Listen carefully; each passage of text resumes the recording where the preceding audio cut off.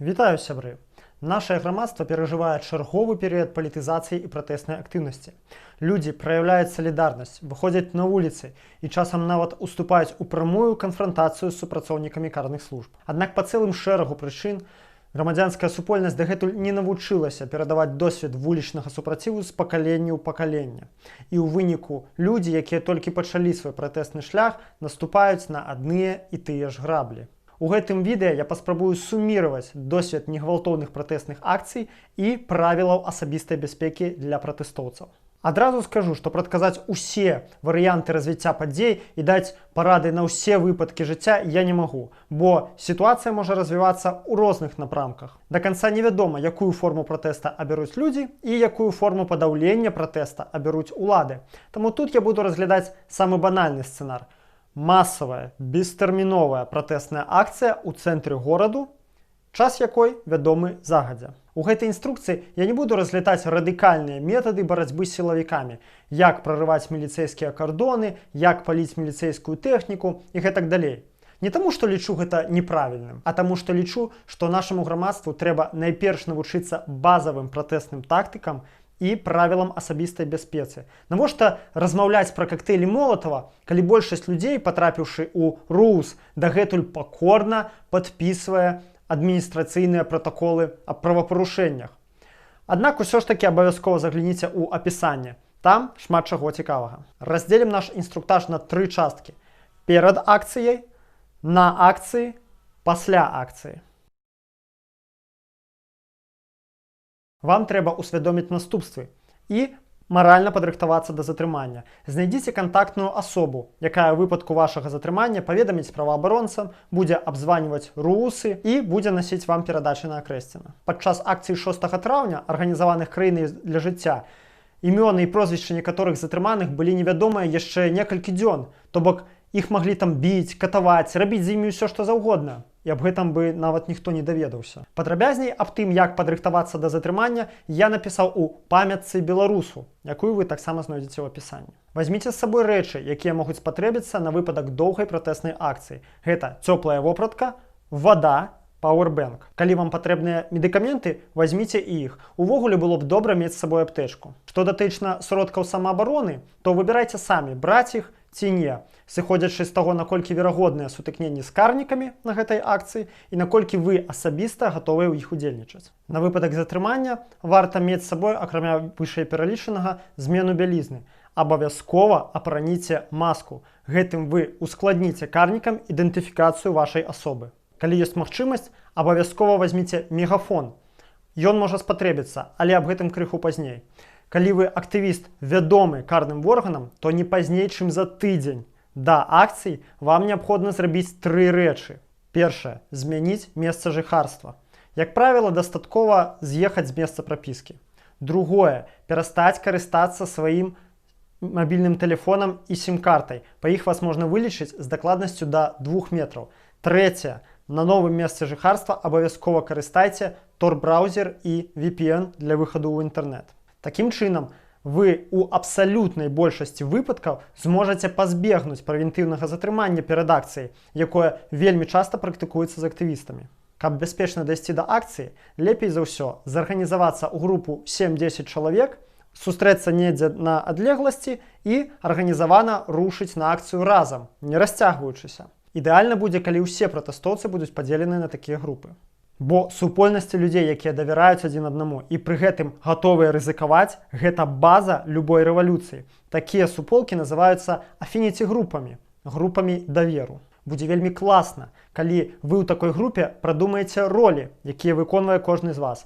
Медык, связной, спікер, назіральнік і гэтак далей. І яшчэ вам трэба, каб на ўсіх вас быў адзін, як мінімум, чалавек, якому вы маглі паведаміць пра затрыманне. Гэты чалавек, вядома, мусіць знаходзіцца не на акцыі. Дайсці да мітынга такой групай, канешне, шансаў куды болей, чым па аднаму-двое. Менты звычайна нападаюць з разліку як мінімум 2 на 1 і ніколі не будуць прыгаць на вас, не маючы колькаснай перавагі. То бок, каб хутка нейтралізаваць вашу афініці-групу, ім спатрэбіцца высілкі самае малае 20 чалавек. То бок увесь час, пакуль яны вас затрымліваюць, Пры належным вашым супраціве яны не змогуць затрымаць кагосьці іншага. Максімальна спустошыць рэсурсы карнікаў, такой мусіць быць ваша тактыка падчас затрымання. Прыкладам можна прывесці затрыманне анархістаў 15 сакавіка 2017 году, якое адбылося ў тралейбусе, калі тыя вярталіся з дазволенай акцыі. Тады менты не змаглі затрымаць людзей на прыпынку, бо людзі за іх уступіліся. І яны селі ў мікрааўтобусы і паехалі за тралейбусам, дзе ехалі анархісты, і затрымалі іх ужо на наступным прыпынку. Каб затрымаць 30 анархістаў, прыкладна 20 ментам спатрэбілася каля 10 хвілін.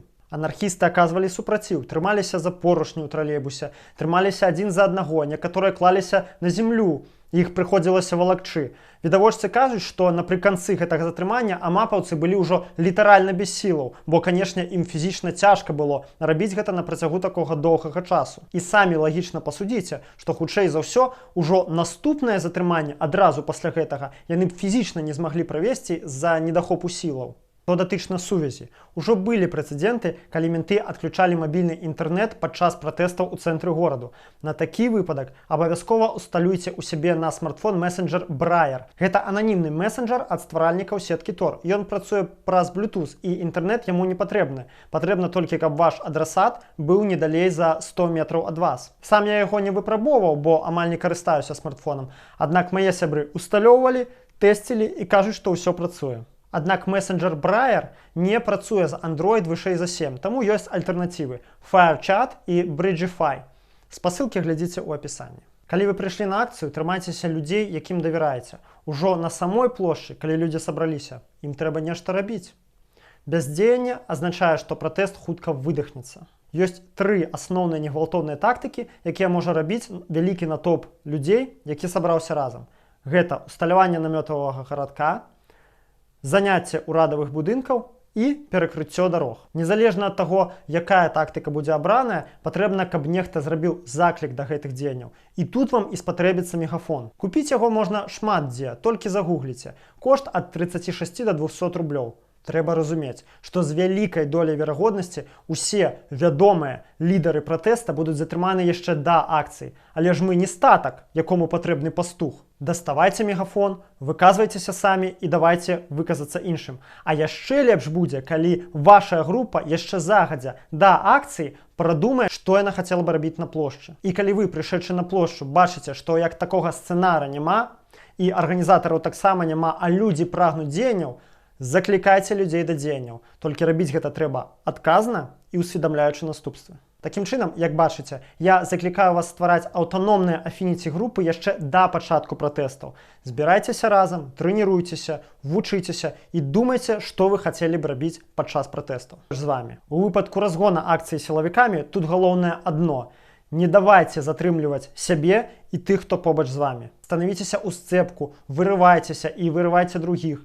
Атачайце ментоўскі транспарт, не давайце яму з'ехаць. Садзіцеся на зямлю, калі вас пытаюцца затрымліваць. Ці прымяняць гвалт у дачыненні да карнікаў. Тут вырашайце самі. Галоўнае памятаць аб магчымай адказнасці і быць да яе гатовым. Калі акцыя скончылася, то пакідаць яе трэба таксама арганізаванай групай. Не расслабляйцеся, вас могуць узяць на адыходах.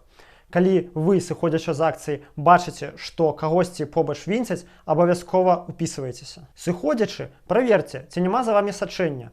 Каб абрэзаць яго, змяніце некалькі відаў транспарта, вяртаючыся дамоў, альбо замоўце таксоўку прама на вуліцы. Калі на акцыі былі затрыманыя, то падыходзьце ў РУС і патрабуйце іх выпусціць. Магчыма, хтосьці там ужо стаіць і робіць гэта. А калі вы ўжо дома і ў бяспецы, праявіце салідарнасць з затрыманымі. Заданатьце грошы вясне, альбо напішыце паштоўку на акрэсціна ці валадарку. Добрай ідэяй таксама будзе патэлефанаваць дзяжурнаму РУС і пацікавіцца лёсам затрыманых. Калі ж былі затрыманыя вы, то самае галоўнае, што вам трэба першым чынам зрабіць, гэта патэлефанаваць кантактнай асобе і паведаміць аб вашым затрыманні, а таксама ні ў якім выпадку не пагаджацца з пратаколам аб адміністрацыйным праванарушэнні. Можна напісаць у ім «не згодзен», але лепш за ўсё увогуле адмовіцца ад будь-якіх подпісаў у самім пратаколе. Падрабязней аб тым, як весці сябе пры затрыманні і ў цэнтры ізаляцыі правапарушальнікаў, я напісаў ва ўсё той жа памятцы беларусу. І яшчэ вельмі важны момант. Ні ў кога з вас не мусіць быць неадэкватных завышаных чаканняў ад пратэснай акцыі. На жаль, наша апазіцыя доўгі час працавала на міф аб нейкай гадзіне X, адзінай апошняй пратэснай акцыі, пасля якой мы ўсе прачнемся ў свабоднай Беларусі. Прыйдзем на плошчу і рэжым рухне. Гэта так не працуе.